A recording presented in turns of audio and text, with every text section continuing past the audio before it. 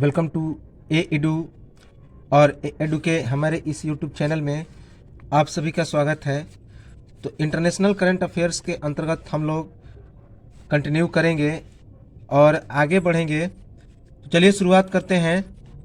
अगला current affairs है, Philippines बना दुनिया का पहला ऐसा देश जिसने आनुवांशिक रूप से संशोधित गोल्डन राइस के उत्पादन को मंजूरी दी।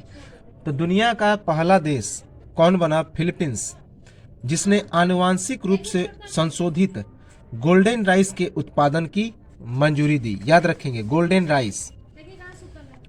इसकी मंजूरी कब मिली? तो 23 जुलाई 2021 को। इसकी मंजूरी 23 जुलाई 2021 को मिली। इसका मुख्य उद्देश्य क्या है? तो बचपन के अंधेपन से लड़ने और विकासशील देशों में लोगों की जान बचाने में मदद करना। तो इसका मुख्य उद्देश्य है बचपन में अंधेपन से लड़ने और विकासशील देशों में लोगों की जान बचाने में मदद करना। याद रखेंगे, इंपॉर्टेंट है। इसके विकसित कर्ता कौन थे, अर्थात इसका विकास किसने किया? तो कृषि विभाग। याद रखें, कृषि विभाग, फिलीपीन चावल अनुसंधान संस्थान और अंतर्राष्ट्रीय चावल अनुसंधान संस्थान IRRI ने मिलकर। तो कृषि विभाग, फिलीपीन चावल अनुसंधान संस्थान और अंतर्राष्ट्रीय चावल अनुसंधान संस्थान IRRI, इन दोनों ने मिलकर इसका विकास किया। गोल्डन राइस नाम रखने का कारण क्या था? तो गोल्डन राइस नाम रखने का कारण था क्योंकि इसका रंग कैसा था? तो पीला रंग होने के कारण। इसका रंग कैसा था? तो पीला था। इसी कारण इसका नाम क्या रखा गया? तो गोल्डन राइस रखा गया। WHO के अनुसार हर साल 50,000 बच्चों में विटामिन ए की कमी पाई जाती है, जिसमें से आधे बच्चों की आंखों की रोशनी जाने के 12 महीने के भीतर ही इन बच्चों की मौत हो जाती है। तो WHO ने कहा कि प्रत्येक वर्ष 50,000 बच्चों में विटामिन ए की कमी पाई जाती है, जिसमें से आधे बच्चों की आंख की रोशनी जाने के 12 महीने के भीतर ही मौत हो जाती है। याद रखेंगे, इंपॉर्टेंट है। अगला करंट अफेयर्स है, UAE ने भारतीयों को दिया वीजा का तोहफा। तो UAE अर्थात संयुक्त अरब अमीरात ने भारतीयों को वीजा का तोहफा दिया। कब वीजा लॉन्च किया गया? तो 5 सितंबर 2021 को। यह जो वीजा लॉन्च किया गया वह शिक्षक दिवस के दिन अर्थात 5 सितंबर 2021 को लॉन्च किया गया। इस वीजा का क्या नाम था? तो ग्रीन वीजा। क्या नाम था? Green visa. अगला इंपॉर्टेंट करंट अफेयर्स है, जर्मनी में एंजेला मार्केल की पार्टी हार गई। तो जर्मनी में एंजेला मार्केल क्या हो गई? तो हार गई। एंजेला मार्केल कौन थी?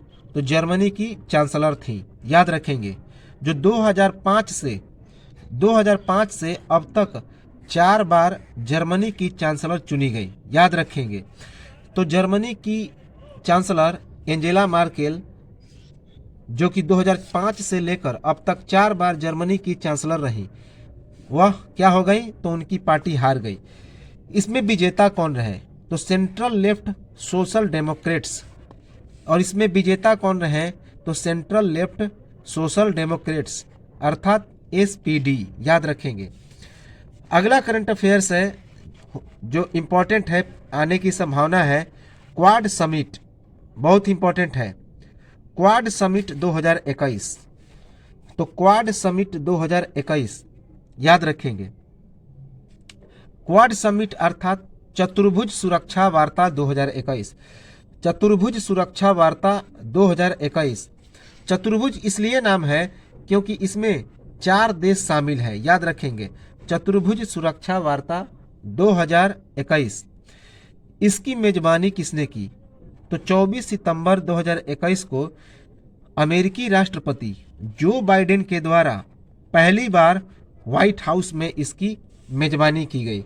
तो अमेरिका ने पहली बार इस क्वाड समिट 2021 अर्थात चतुर्भुज सुरक्षा वार्ता 2021 की मेजबानी की। इसकी जो बैठक हुई वो कहाँ पे हुई, तो 24 सितंबर को अमेरिकी राष्ट्रपति जो बाइडेन के द्वारा व्हाइट हाउस में।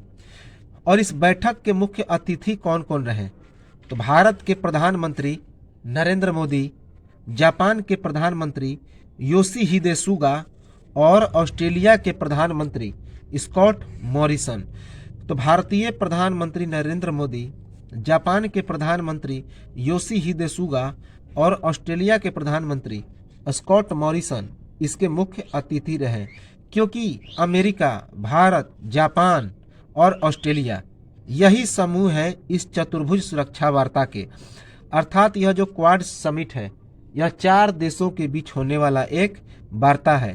तो ये 4 देश कौन कौन है, तो चतुर्भुज सुरक्षा वार्ता के समूह हैं भारत, जापान, ऑस्ट्रेलिया और अमेरिका। याद रखेंगे, पहला क्वाड आभासी सम्मेलन, यह पहला क्वाड आभासी सम्मेलन था। अर्थात यह वीडियो कॉन्फ्रेंसिंग के माध्यम से होने वाला पहला चतुर्भुज वार्ता समझौता था। कब हुआ, तो 12 मार्च 2021 को। इसकी शुरुआत कब हुई थी, तो 2007 में। इसकी शुरुआत 2007 में हुई थी। जापान के तत्कालीन प्रधानमंत्री शिंजो आबे, ऑस्ट्रेलिया के प्रधानमंत्री जॉन हावर्ड और अमेरिका के उपराष्ट्रपति डिक चेनी तथा भारत के प्रधानमंत्री मनमोहन सिंह के द्वारा। तो 2007 में इसकी पहली बार शुरुआत हुई, जिसमें भारत के तत्कालीन प्रधानमंत्री मनमोहन सिंह, जापान के तत्कालीन प्रधानमंत्री शिंजो आबे, ऑस्ट्रेलिया के तत्कालीन प्रधानमंत्री जॉन हावर्ड और अमेरिका के तत्कालीन उपराष्ट्रपति डिक चेनी ने हिस्सेदारी लिया था। याद रखेंगे। अगला इंपॉर्टेंट करंट अफेयर्स है, वेरी वेरी इंपॉर्टेंट, काफ़ी इंपॉर्टेंट है, जिसके आने की संभावना बहुत ही ज़्यादा है। श्रीलंका में मिला 100 मिलियन अमेरिकी डॉलर की कीमत वाला दुनिया का सबसे बड़ा स्टार नीलम क्लस्टर।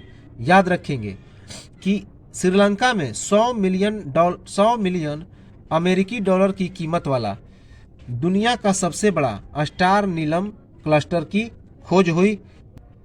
श्रीलंका में मिला 100 मिलियन अमेरिकी डॉलर की कीमत वाला दुनिया का सबसे बड़ा स्टार नीलम क्लस्टर। याद रखेंगे। इस चट्टान का नाम क्या है, तो इस चट्टान का नाम है सेरेंडिपिटी नीलम। तो सेरेंडिपिटी नीलम इस चट्टान का नाम है। किस जगह में इसकी प्राप्ति हुई, तो श्रीलंका के रत्न राजधानी के नाम से प्रसिद्ध रत्नापुरा में। तो श्रीलंका की रत्न राजधानी के नाम से प्रसिद्ध रत्नापुरा में, क्योंकि वहाँ पर काफ़ी आभूषणों का व्यापार होता है, इसी कारण इस जगह का नाम रत्नापुरा रखा गया है और इसे रत्न राजधानी घोषित कर दी गई है। कहाँ की, तो श्रीलंका की। तो रत्नापुरा में एक घर के पिछवाड़े में कुआं खोदने वाले श्रमिकों को यह प्राप्त हुआ। कौन, सेरेंडिपिटी नीलम। याद रखेंगे, जो कि दुनिया का सबसे बड़ा स्टार नीलम क्लस्टर है। यह जो व्यापारी का घर था, किसके यहाँ खुदाई हुआ था, तो एक रत्न व्यापारी के घर। याद रखेंगे। इसका रंग कैसा रहा, तो हल्का नीला रंग। इसका रंग कैसा था, तो हल्का नीला था। याद रखेंगे। इसका वजन कितना था, तो इसका वजन 1 कैरेट का वजन कितना था, तो 2.5 मिलियन अर्थात 510 केजी। तो 1 कैरेट का वजन 2.5 मिलियन अर्थात 510 केजी था। अगला इंपॉर्टेंट करंट अफेयर्स है, गिनी में मिला कोरोना और इबोला की तरह घातक मारवर्ग वायरस मिला। याद रखेंगे, मारवर्ग वायरस। गिनी में मिला कोरोना और इबोला की तरह घातक मारबर्ग वायरस। इसकी घोषणा कब हुई, तो विश्व स्वास्थ्य संगठन के द्वारा इसकी घोषणा की गई, मारबर्ग वायरस के बारे में। याद रखेंगे, 9 अगस्त 2021 को इसकी घोषणा हुई। क्या घोषणा हुई, कि गिनी में कोरोना और इबोला की तरह एक घातक मारबर्ग वायरस की प्राप्ति हुई। इसकी घोषणा विश्व स्वास्थ्य संगठन ने 9 अगस्त 2021 को की। किस क्षेत्र में मिला? तो यह कहाँ पे मिला? तो पश्चिमी अफ्रीकी क्षेत्र गिनी के यूकेगू में। तो यह गिनी कहाँ है? तो पश्चिम अफ्रीकी देश है। तो वही गिनी के यूकेगू नामक स्थान में यह मारबर्ग वायरस की प्राप्ति हुई। इस वायरस की खासियत क्या है? तो यह पशुओं से मनुष्यों में प्रवाह होता है। यह जो मारबर्ग वायरस है तो यह पशुओं से मनुष्यों में प्रवाहित होता है। इसके लक्षण 2 से 21 दिनों के बीच पता चल जाते हैं। तो 2 से 21 दिनों के बीच इसके लक्षण की जानकारी होती है। इसका मुख्य वाहक कौन है? तो बैट है अर्थात चमगादड़ है। तो इस मारबर्ग वायरस का मुख्य वाहक कौन है? तो चमगादड़ है। इसमें मौत का प्रतिशत कितना होता है? तो 24 से लेकर 88%। तो इस मारबर्ग वायरस के द्वारा मौत का प्रतिशत कितना होता है? तो 24 से लेकर 88% तक। इम्पोर्टेंट है, याद रखेंगे। अगला इम्पोर्टेंट करंट अफेयर्स है VVI है। चीन में कोरोना वायरस के बाद अब एंथ्रेक्स निमोनिया का मामला सामने आया। तो चीन में कोरोना वायरस के बाद अब एंथ्रेक्स निमोनिया का मामला सामने आया। किस जगह में मिला? तो यह एंथ्रेक्स निमोनिया चीन के उत्तर में स्थित हेबई प्रांत के चेंगदे शहर में। तो यह जो एंथ्रेक्स निमोनिया का पहला मामला मिला वह चीन के उत्तर में स्थित हेबई प्रांत के चेंगदे नामक शहर में। इस बीमारी का कारण क्या? इस बीमारी का कारण मवेशियों और भेड़ों के त्वचा से। तो यह जो बीमारी है वह भेड़ों और मवेशियों के त्वचा से फैलता है। और इस एंथ्रेक्स जीवाणु का नाम क्या है? तो बैसिलस एंथ्रेक्स। और इस एंथ्रेक्स निमोनिया के जीवाणु का नाम है बैसिलस एंथ्रेक्स। याद रखेंगे। अगला इंपॉर्टेंट करंट अफेयर्स है ब्रिटेन ने भारत को रेड लिस्ट से निकालकर एम्बर लिस्ट में डाला। याद रखेंगे। तो ब्रिटेन ने भारत को रेड लिस्ट से निकाल करके कहाँ पे डाल दिया? तो एम्बर लिस्ट में। इससे क्या क्या फ़ायदा मिलेगा? तो इससे फ़ायदा है कि भारत से आने वाले वैसे यात्री जिन्होंने दोनों डोज ले लिया है उन्हें 10 दिन के क्वारंटीन की अब ज़रूरत नहीं पड़ेगी। तो इससे क्या फ़ायदा हुआ कि भारत से आने वाले वैसे यात्री जिन्होंने दोनों डोज ले लिए हैं उन्हें 10 दिन तक क्वारंटाइन होने की ज़रूरत नहीं पड़ेगी। यह कब से लागू हुआ? तो यह 8 अगस्त 2021 के सुबह 4 बजे से लागू हुआ। याद रखेंगे कि एम्बर लिस्ट में भारत को डाला गया। तो इसकी शुरुआत कब हुई? 8 अगस्त 2021 के सुबह 4 बजे से। किस सिस्टम के तहत भारत को रेड लिस्ट से निकालकर एम्बर लिस्ट में डाला गया? तो ब्रिटेन के ट्रैफिक लाइट सिस्टम के तहत। तो ब्रिटेन के ट्रैफिक लाइट सिस्टम के तहत याद रखेंगे कि भारत से आने वाले वैसे यात्री जिन्होंने दोनों डोज ले लिए हैं तो उन्हें एम्बर लिस्ट में डाल दिया गया है। एम्बर लिस्ट अर्थात जिन्हें 10 दिन के क्वारंटाइन की जरूरत नहीं होती। भारत के साथ अन्य देश जिन्हें इस लिस्ट में डाला गया कौन कौन? तो UAE, कतर और बहरीन। तो याद रखेंगे कि ब्रिटेन ने UAE, कतर और बहरीन को इस लिस्ट में पहले ही डाल चुका है। कौन से लिस्ट में? तो एम्बर लिस्ट में। सऊदी अरब का बड़ा फैसला भारत समेत रेड लिस्ट में शामिल देशों के लिए 3 साल के यात्रा के प्रतिबंध की घोषणा की। तो सऊदी अरब ने एक बड़ा फैसला लिया जिसके अनुसार भारत समेत रेड लिस्ट में शामिल देशों के लिए 3 साल के यात्रा के प्रतिबंध की घोषणा कर दी। याद रखेंगे। कारण क्या? तो यह कारण तो सभी जानते हैं, कोरोना वायरस कोविड-19। इसकी घोषणा की। तो इसकी घोषणा सऊदी अरब ने कब की? तो 27 जुलाई 2021 को।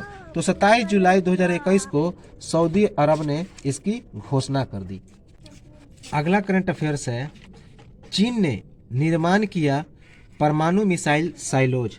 तो चीन ने एक परमाणु मिसाइल साइलोज का निर्माण किया, याद रखेंगे साइलोज। इसकी घोषणा कब हुई? तो 27 जुलाई 2021 को। इसकी घोषणा 27 जुलाई 2021 को हुई। इस प्रकार चीन ने कितने मिसाइल का निर्माण किया? तो चीन ने 110 प्रकार के साइलोज मिसाइल का निर्माण किया, याद रखेंगे 110। किस जगह पर चीन ने इन मिसाइलों का निर्माण किया? तो बीजिंग के झिंजियांग क्षेत्र के पूर्वी हिस्से में हामी के पास, जो कि एक रेगिस्तानी क्षेत्र है, तो वहां पर निर्माण किया। बीजिंग के झिंजियांग क्षेत्र के पूर्वी हिस्से में हामी के पास, जो कि एक रेगिस्तानी इलाका है, तो वहां पर चीन ने 110 साइलोज परमाणु मिसाइल का निर्माण किया। इसकी रिपोर्ट जारीकर्ता कौन थे? अर्थात इसकी रिपोर्ट किसने जारी की? तो अमेरिकन फेडरेशन ऑफ साइंटिस्ट। इसको रिपोर्ट जारी किया अमेरिकन फेडरेशन ऑफ साइंटिस्ट, याद रखेंगे, इंपॉर्टेंट है। अगला इंपॉर्टेंट करंट अफेयर्स है, अमेरिकी राष्ट्रपति जो बाइडेन ने इराक में अमेरिकी युद्ध अभियानों को समाप्त करने की घोषणा की। तो अमेरिकी राष्ट्रपति जो बाइडेन ने इराक में अमेरिकी युद्ध अभियानों को समाप्त करने की घोषणा कर दी। कब घोषणा की? तो 26 जुलाई 2021 को। तो यह अमेरिका ने जो घोषणा की वह 26 जुलाई 2021 को की। यह समझौता किसके किसके बीच हुआ? तो अमेरिका के राष्ट्रपति जो बाइडेन और इराक के प्रधानमंत्री मुस्तफ़ा अल कादिमी के बीच। तो इसके बीच जो समझौता हुआ युद्ध अभियानों को समाप्त करने के लिए, तो अमेरिका के राष्ट्रपति जो बाइडेन और इराक के प्रधानमंत्री मुस्तफ़ा अल कादिमी के बीच 18 साल बाद यह काम हुआ। तो यह जो काम हुआ वह 18 साल बाद हुआ, याद रखेंगे, क्योंकि 18 साल पहले अमेरिका ने सद्दाम हुसैन के शासन को उखाड़ फेंकने के लिए इराक में अपनी सेना भेजी थी। तो तभी से वहां पर सैन्य प्रशिक्षण अमेरिका का चल रहा था। कहाँ पे? इराक में। तो 18 साल बाद यह काम हुआ। किसके द्वारा? तो अमेरिका के राष्ट्रपति जो बाइडेन के द्वारा। चूंकि 18 वर्ष पहले अमेरिका ने सद्दाम हुसैन के शासन को उखाड़ फेंकने के लिए इराक में सेना को तैनात किया था। अगला इंपॉर्टेंट करंट अफेयर्स है, VVI है कि इजराइल ने सफलतापूर्वक हवाई लेजर गन का परीक्षण किया। तो इजराइल ने सफलतापूर्वक हवाई लेजर गन का परीक्षण किया। इसकी घोषणा कब हुई? तो 21 जून 2021 को। इसकी घोषणा 21 जून 2021 को हुई। इस लेजर गन की खासियत क्या है? तो यह ड्रोन को हवा में मारने की क्षमता रखता है 20 किलोमीटर की दूरी से। तो यह जो हवाई लेजर गन है वह 20 किलोमीटर की दूरी से ही ड्रोन को हवा में मारने की क्षमता रखता है, याद रखेंगे, इम्पॉर्टेंट है। अगला इम्पॉर्टेंट करंट अफेयर्स है, बहुत इम्पॉर्टेंट है, MIT अर्थात मैसाचुसेट्स इंस्टीट्यूट ऑफ टेक्नोलॉजी और हार्वर्ड विश्वविद्यालय के शोधकर्ताओं ने कोविड-19 का पता लगाने के लिए विकसित किया एक नया फेस मास्क। तो MIT और हार्वर्ड विश्वविद्यालय के शोधकर्ताओं ने कोविड-19 का पता लगाने के लिए एक नया फेस मास्क का विकास किया है। यह फेस मास्क कितने समय के भीतर कोविड-19 का पता लगा लेगा? तो 90 मिनट के भीतर, याद रखेंगे। यह जो फेस मास्क है वह 90 मिनट के भीतर कोविड-19 का पता लगा देगा। इसके विकसित कर्ता कौन थे? अर्थात इस मास्क का विकास किसने किया? तो अभी हमने बताया हार्वर्ड विश्वविद्यालय और मैसाचुसेट्स इंस्टीट्यूट ऑफ टेक्नोलॉजी अर्थात MIT में विश्व institute for biological inspired engineering के इंजीनियरों के द्वारा। तो इसके विकसित कर्ता कौन रहे? तो हार्वर्ड विश्वविद्यालय और Massachusetts institute of technology MIT में विश्व institute for biological inspired engineering के इंजीनियरों के द्वारा इसका विकास किया गया। अगला करंट अफेयर्स है, दुनिया के 124 देशों में फैला कोरोना का डेल्टा वेरिएंट। तो दुनिया के 124 देशों में कोरोना के डेल्टा वेरिएंट का फैलाव हो चुका है। इसकी जानकारी कब मिली? तो इसकी जानकारी 21 जुलाई 2021 को दी गई। याद रखेंगे इस वायरस का क्या नाम है? तो इस वायरस का नाम है सार्स कोव 2। इस वायरस का नाम है सार्स कोव 2। याद रखेंगे। अगला इंपॉर्टेंट करंट अफेयर्स है। अगला इंपॉर्टेंट करंट अफेयर्स है VVI। अल्बानिया, घाना, ब्राजील, गैबोन और संयुक्त अरब अमीरात संयुक्त राष्ट्र सुरक्षा परिषद अर्थात UNSC में शामिल हो गए। अल्बानिया, घाना, ब्राजील, गैबोन और संयुक्त अरब अमीरात संयुक्त राष्ट्र सुरक्षा परिषद अर्थात UNSC United Nations security council में शामिल हो गए। याद रखेंगे ये सभी सदस्य क्या हैं? तो अस्थायी सदस्य के रूप में इनको नियुक्ति की गई। तो ये सभी अस्थायी सदस्य हैं। इनके कार्यकाल की शुरुआत कब से होगी? तो 1 जनवरी 2022 से।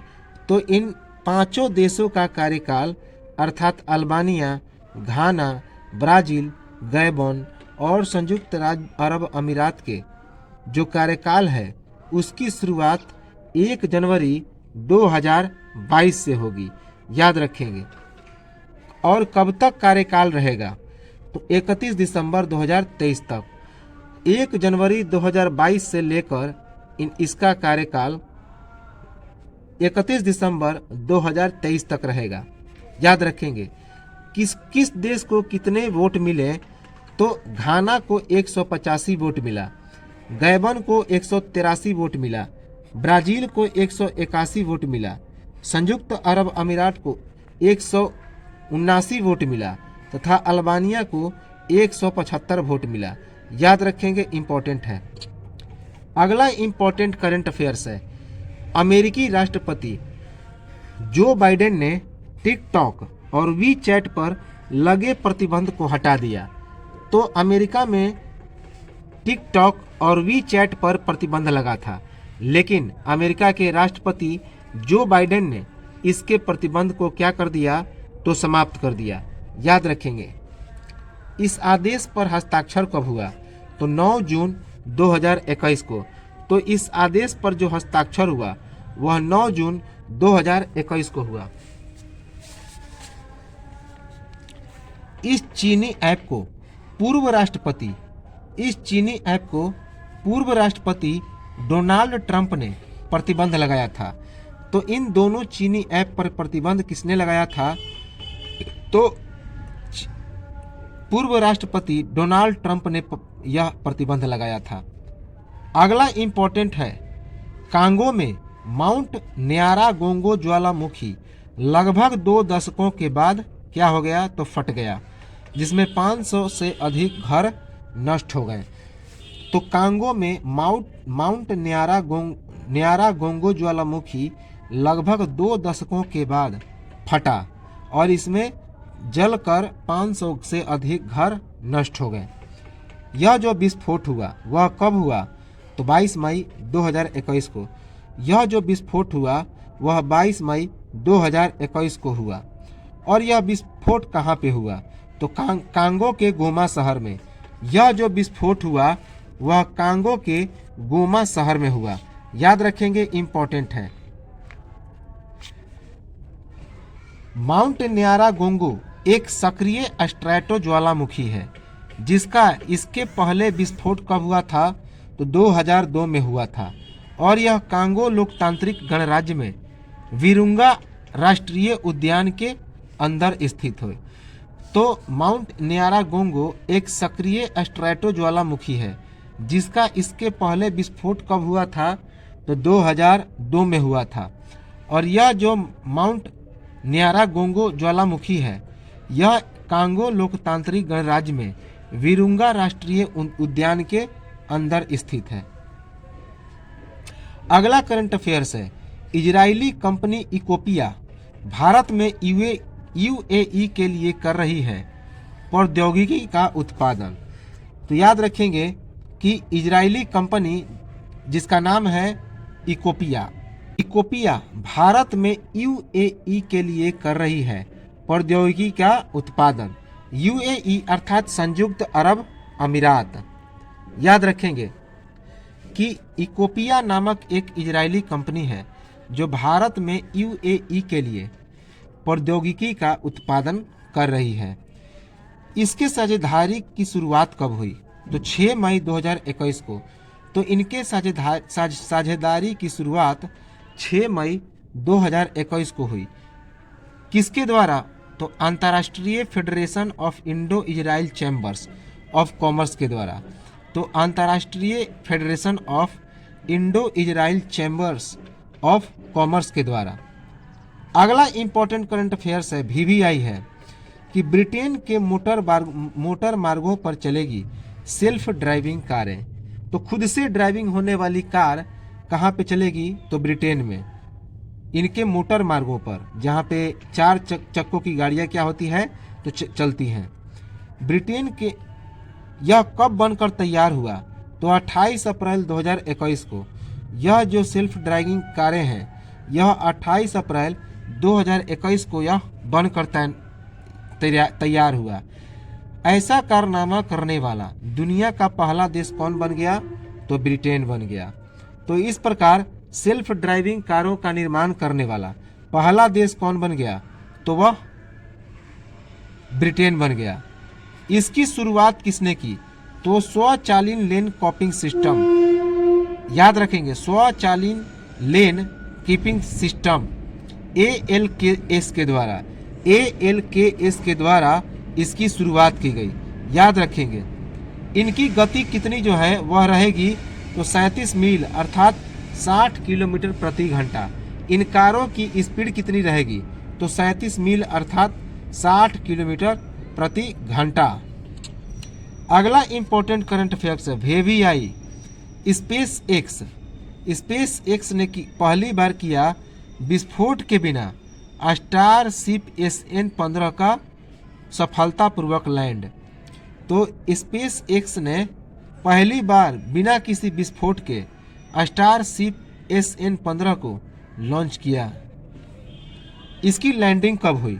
तो 5 मई 2021 को। तो इसकी लैंडिंग 5 मई 2021 को हुआ। किस स्थान पर यह उड़ा था? तो दक्षिणी टेक्सास के बोका चिका में स्थित एयरबेस से यह उड़ान भरा था सुबह 5:24 पर। तो स्पेस एक्स के उड़ान का स्थान था 5वीं दक्षिणी टेक्सास के बोका चिका में स्थित स्टार बेस में। कब? सुबह 5:24 पर। यह इसका कौन सा उड़ान प्रशिक्षण था? तो यह 5वां। याद रखेंगे स्टारशिप SN-15 का यह 5वां उड़ान प्रशिक्षण था। इंपॉर्टेंट है, याद रखेंगे। अगला इंपॉर्टेंट करंट अफेयर्स है, वेरी वेरी इंपॉर्टेंट, कि कांगो ने की इबोला वायरस के समाप्त होने की घोषणा। तो कांगो जो कि दक्षिण अफ्रीकी देश है, पश्चिम में पड़ता है, तो वह कांगो ने इबोला वायरस के समाप्त होने की घोषणा कर दी। याद रखेंगे कि कांगो ने इबोला वायरस के समाप्त होने की घोषणा की। कब घोषणा की? तो 3 मई 2021 को। 3 मई 2021 को ही इसकी घोषणा की। और यह इबोला वायरस का कौन सा प्रकोप था? तो 12वां प्रकोप था। याद रखेंगे यह इबोला वायरस का 12वां प्रकोप था। इबोला वायरस की पहली बार कब देखी गई?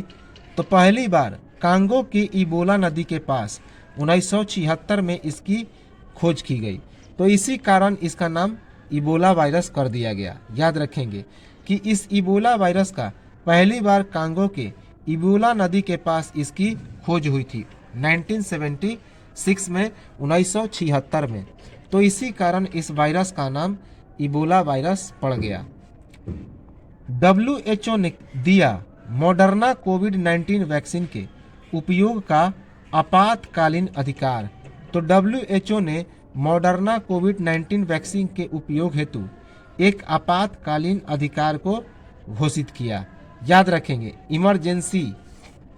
यह जो आपातकालीन अधिकार मिला वह कब मिला? तो 30 अप्रैल 2021 को। तो याद रखेंगे कि इस पर जो है आपातकालीन अधिकार की प्राप्ति कब हुई? तो 30 अप्रैल 2021 को। आपातकालीन अधिकार पाने वाला कौन कौन सा कंपनी था? तो पांचवा वैक्सीन एस्ट्रोजेनेका, यह पांचवा वैक्सीन बना। तो इस प्रकार मॉडर्ना कोविड-19 आपातकालीन अधिकार पाने वाला पांचवा वैक्सीन बना। किसके बाद? तो एस्ट्राजेनेका, जो कि रूस के बायोजेंसेन की एक कंपनी है। रूस के बायोजेंसेन के द्वारा इस एस्ट्रोजेनेका की निर्माण की गई थी। उसके बाद Pfizer BioNTech, serum institute of India के बाद यह पांचवा एक ऐसा स्थान बना जो आपातकालीन मताधिकार पाने वाला, आपातकालीन अधिकार पाने वाला पांचवा देश बना। एस्ट्रोजेनेका, जो कि रूस के बायोजेंसेन के द्वारा बनाया गया, उसके बाद बायोएनटेक के द्वारा बनाया गया Pfizer, serum institute of India के बाद यह पांचवा ऐसा देश बना। इसका वैज्ञानिक नाम क्या है? तो वैज्ञानिक नाम है, जो मॉडर्ना कोविड-19 वैक्सीन है उसका वैज्ञानिक नाम है small M capital R capital N A 1273। तो small A capital R capital N capital A 1273। यह प्रभावी किस चीज पर सबसे अधिक प्रभावी रहा? तो 18 वर्ष से अधिक उम्र के रोगियों पर इसका प्रभाव सबसे ज़्यादा देखा गया। याद रखेंगे कि इसका सबसे ज़्यादा प्रभाव किस पर पड़ा? तो 18 वर्ष और उससे ज़्यादा के रोगियों पर, याद रखेंगे, उससे कम पर नहीं। अगला इम्पोर्टेंट करंट अफेयर्स है, न्यूजीलैंड ने कोरोना वायरस के कारण भारतीयों के प्रवेश पर लगाई रोक। तो न्यूजीलैंड ने कोरोना वायरस के कारण भारतीयों को अपने अंदर में प्रवेश पर रोक लगा दी। रोक जो है वह कब से कब तक लगा? तो 8 अप्रैल 2021 से लेकर 28 अप्रैल 2021 तक। तो यह जो प्रतिबंधन था वह 8 अप्रैल 2021 से लेकर 28 अप्रैल 2021 तक था। अगला इम्पोर्टेंट करंट अफेयर्स है, वियतनाम नेशनल असेंबली ने किया नए प्रधानमंत्री और प्रभावी राष्ट्रपति का चुनाव। तो वियतनाम नेशनल असेंबली ने नए प्रधानमंत्री और राष्ट्रपति का चुनाव किया। कब किया? तो 5 अप्रैल 2021 को। इसकी जो सूचना मिली वह कब मिली? तो 5 अप्रैल 2021 को। अगले प्रधानमंत्री कौन बनेंगे इस घोषणा के अनुसार? तो फाम मिन चिन अगले प्रधानमंत्री बनेंगे, जो कि कम्युनिस्ट पार्टी के सदस्य हैं। याद रखेंगे, तो कम्युनिस्ट पार्टी के सदस्य कौन है? तो फाम चिन मिन, जो कि अगले प्रधानमंत्री हैं। अगले राष्ट्रपति कौन बनेंगे? तो अगले राष्ट्रपति बनेंगे मुयेन जुआन फूक।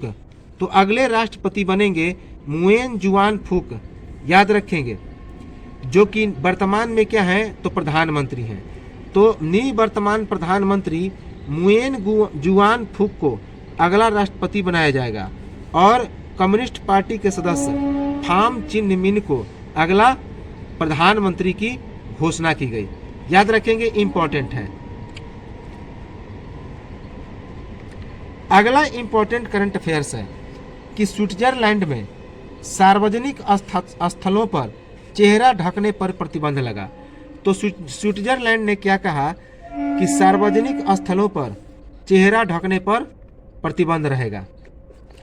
यह प्रतिबंध कब से कब तक शुरुआत किया गया? तो 7 मार्च 2021 को जनमत संग्रह के आधार पर। तो इस पर जो प्रतिबंध लगाया गया वह कब लगाया गया? तो 7 मार्च 2021 को। किस आधार पर? तो जनमत संग्रह, अर्थात लोगों के द्वारा इसमें सपोर्ट प्राप्त हुआ। इसमें कितने लोगों ने समर्थन वोट दिया था? तो 51.2% मतदान समर्थन के लिए मिला था कि आप चेहरा ढकने पर प्रतिबंध लगाइए। अगला इंपॉर्टेंट करंट अफेयर्स है, VVI है, कि अर्जेंटीना ने 140 मिलियन साल पहले के डायनासोर के जीवाश्म की क्या की, तो खोज की।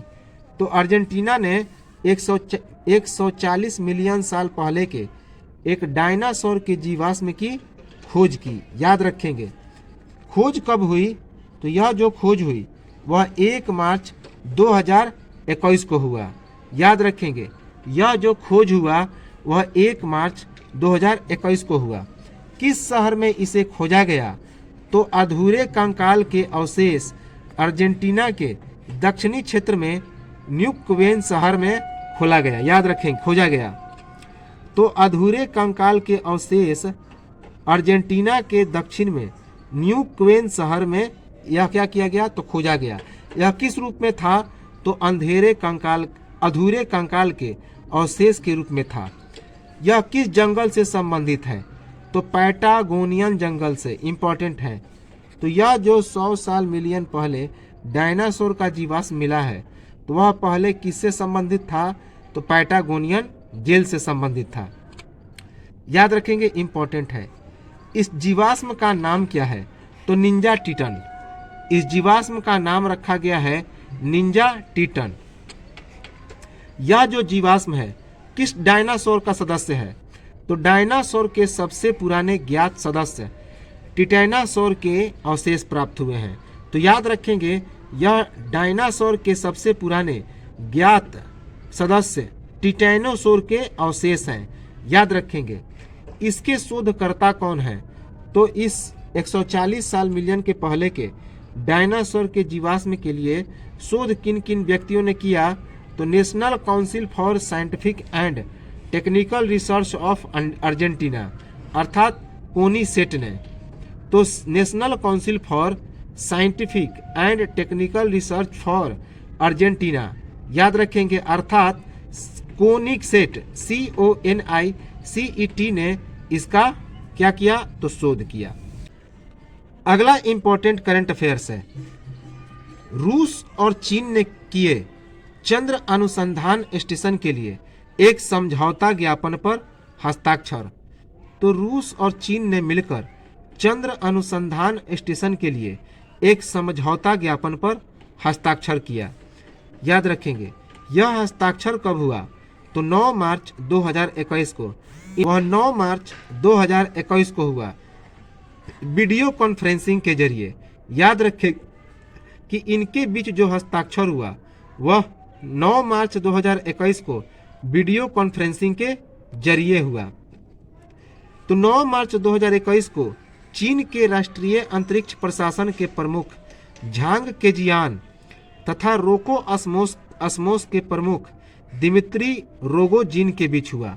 याद रखेंगे कि रूस और चीन के बीच जो हस्ताक्षर हुआ तो वह हस्ताक्षर किन किन के बीच हुआ, तो 9 मार्च 2021 को चीन के राष्ट्रीय अंतरिक्ष प्रशासन के प्रमुख झांग केजियान और रोकोसमोस के प्रमुख दिमित्री रोगोजिन के बीच। किस तरह, तो वर्चुअली मीटिंग के द्वारा, वीडियो कॉन्फ्रेंसिंग के माध्यम से। अगला इंपॉर्टेंट करंट अफेयर्स है। चीन के पास दुनिया की सबसे ताकतवर सेना। चीन के पास दुनिया की सबसे ताकतवर सेना है। याद रखेंगे यह अध्ययन किसने जारी किया, तो रक्षा मामलों की वेबसाइट मिलिट्री डायरेक्ट ने। याद रखेंगे मिलिट्री डायरेक्ट ने।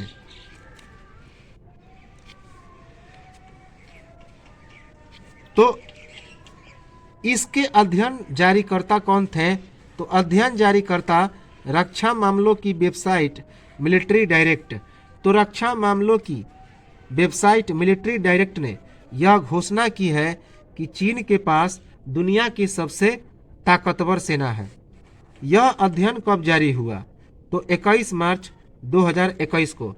तो यह जो अध्ययन जारी हुआ वह 21 मार्च 2021 को जारी हुआ।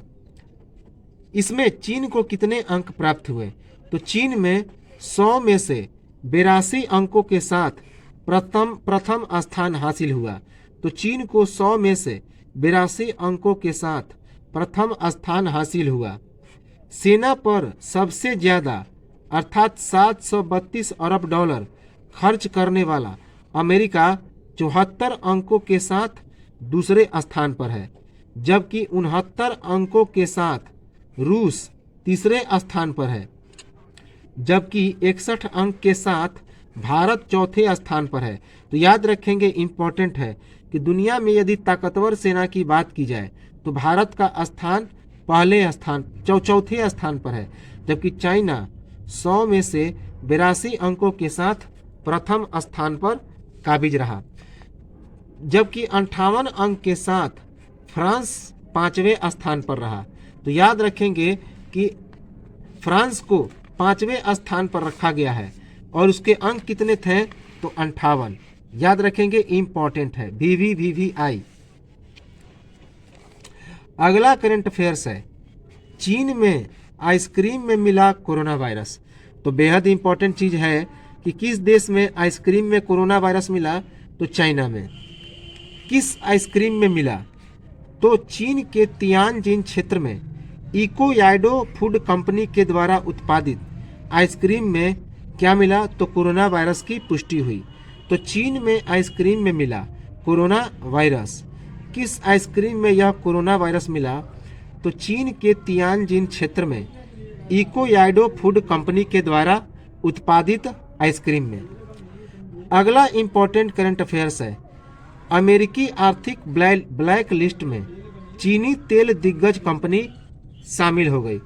तो अमेरिकी आर्थिक ब्लैक लिस्ट में चीनी तेल दिग्गज कंपनी शामिल हो गई। कब शामिल हुई, तो 14 जनवरी 2021 को। तो 14 जनवरी 2021 को याद रखेंगे कि चीनी तेल दिग्गज कंपनी अमेरिकी आर्थिक ब्लैक लिस्ट में शामिल हो गई। और यह कौन कंपनी शामिल हुई, तो चीनी नेशनल ओवरसीज ऑयल कॉरपोरेशन अर्थात CNOOC। तो चीनी नेशनल ओवरसीज ऑयल कॉरपोरेशन अर्थात CNOOC नामक कंपनी अमेरिकी आर्थिक ब्लैक लिस्ट में शामिल हो गई। इसका कारण क्या था, तो इसका कारण था अमेरिका के द्वारा दक्षिण चीन सागर में अपने पड़ोसियों को डराने में चीन की मदद करना। तो दक्षिण चीन सागर में अमेरिका के द्वारा अपने पड़ोसियों को डराने के लिए चीन की मदद करने के कारण याद रखेंगे अमेरिकी आर्थिक ब्लैक लिस्ट में चीनी तेल दिग्गज कंपनी शामिल हो गई।